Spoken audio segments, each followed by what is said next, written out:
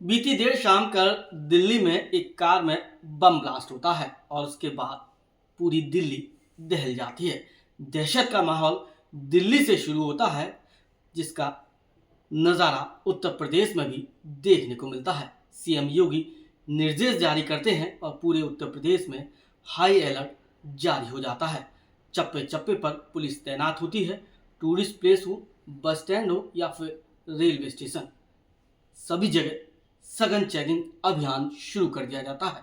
लेकिन बड़ी बात यह है कि जब इस तरह के हमले होते हैं, अटैक होते हैं, उसका सबसे सॉफ्ट टारगेट बनता है टूरिज्म, जो किसी देश की रीढ़ की हड्डी माना जाता है आर्थिक स्थिति में। अब टूरिज्म को ही खत्म कर देंगे तो आर्थिक स्रोत का एक बड़ा पैमाना घट जाता है। आगरा में भी कुछ ऐसा ही देखने को मिल रहा है। इस पूरे मुद्दे पर बातचीत करने के लिए हमारे साथ मौजूद हैं hotel and restaurant association owner association के अध्यक्ष रमेश बाजवा जी। रमेश जी, कल जो हमला हुआ, उस हमले के बाद क्या प्रतिक्रिया देखने को मिल रही टूरिज्म इंडस्ट्री में, क्या माहौल अभी है? देखिए, ऐसा अगर मैं बात करूं अभी कल ही ये घटना हुई है, तो इसका असर आने वाले एक हफ्ते के बाद दिखाई देगा।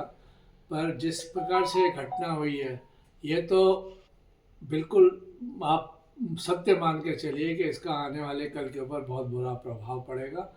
क्योंकि जिस प्रकार से आज मैं सुन रहा था न्यूज़ के अंदर कि अमेरिका ने, इंग्लैंड ने अपनी एडवाइजरी जारी कर दी है।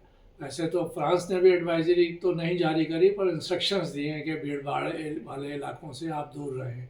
पर अमेरिका ने और इंग्लैंड ने तो सीधा सीधा अपना जारी किया है कि 10 से 12 किलोमीटर सराउंडिंग आप इससे दूर रहें। जब दिल्ली के अंदर 10 से 12 किलोमीटर दूर रहेगा तो टूरिस्ट जाके विज़िट क्या करेगा, टूरिस्ट क्या कर पाएगा?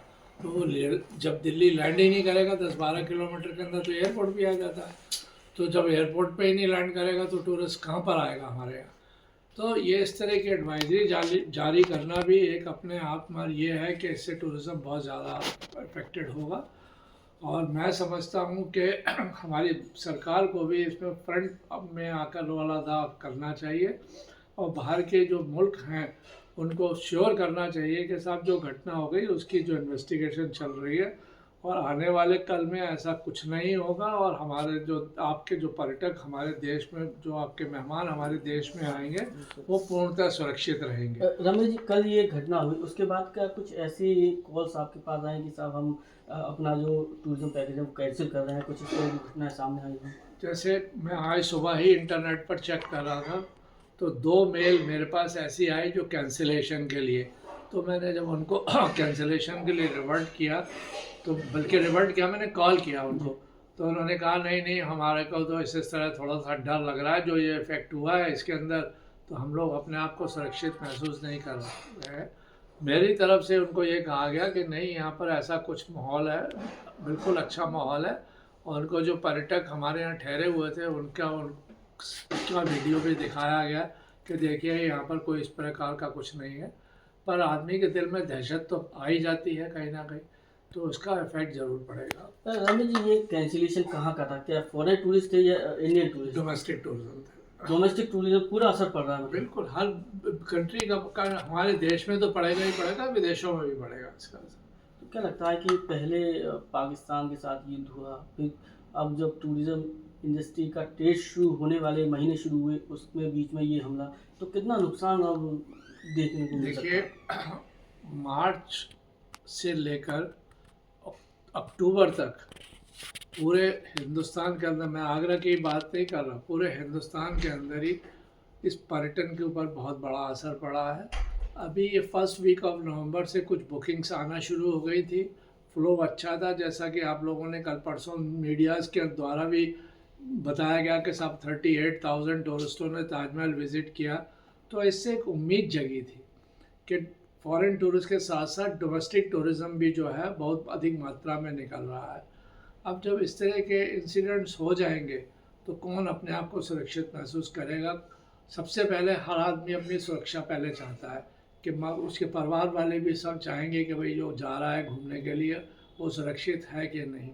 तो इसलिए इसका असर जो है पड़ेगा पड़ेगा। क्यों असर पड़ेगा? क्यों? ये टूरिस्ट इंडस्ट्री में हिंदुस्तान के किसी कोने में कुछ भी हो जाए, सबसे पहला जो असर है वो टूरिज़्म ट्रेड पे पड़ता है, क्योंकि टूरिज़्म ट्रेड एक अच्छे धागे की तरह है।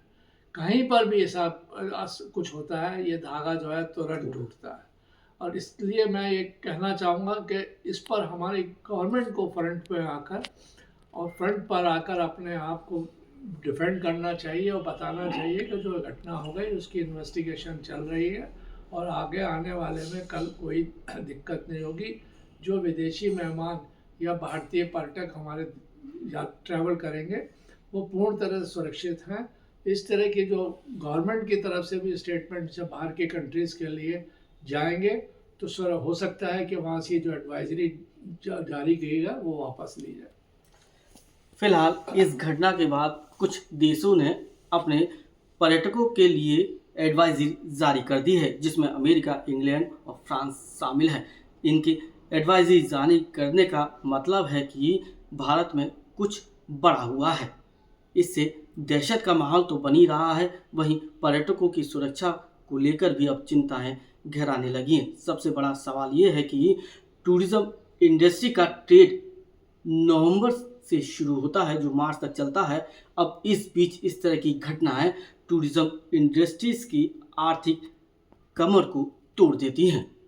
फिलहाल उम्मीद जारी है कि घटना जल्द ही खुल दी जाएगी और भारत सरकार कुछ ऐसे कदम उठाएगी जिससे बाहर से आने वाले पर्यटकों को ये लगे कि भारत पूरी तरह से सुरक्षित है और उनकी बुकिंग होना शुरू हो जाए, क्योंकि इस हमले के बाद डोमेस्टिक पर्यटकों ने बुकिंग कैंसिल कराना शुरू कर दिया है। अपने साथी प्रदीप के साथ सत्येंद्र कुशवाहा, आगरा।